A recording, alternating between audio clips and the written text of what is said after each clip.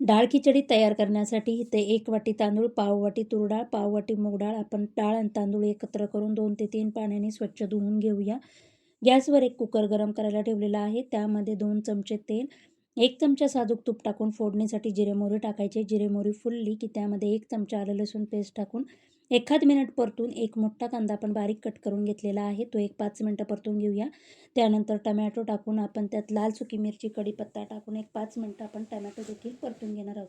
आता काही मसाले टाकून घेऊया. त्याच्यामध्ये हिंग, हळद, धना पावडर, काश्मीरी लाल तिखट, गरम मसाला टाकून कांद्यामध्ये एकजीव करून घेणार आहोत. त्यामध्ये डाळ तांदूळ टाकून आपण 1.5 वाटीसाठी इथं 5 वाटी पाणी टाकलेलं आहे. चवीनुसार मीठ टाकून कुकरचं झाकण लावून हाय फ्लेमवर 2 शिट्ट्या काढून घ्यायच्या आहेत. कुकर पूर्णपणे थंड झाल्यावर तुम्ही पाहू शकता डाळ खिचडी तयार झाली आहे. आता आपण ह्याच्यावर खमंग अशी तुपाची फोडणी देऊया आणि बारीक चिरलेली कोथिंबीर टाकून घेऊया.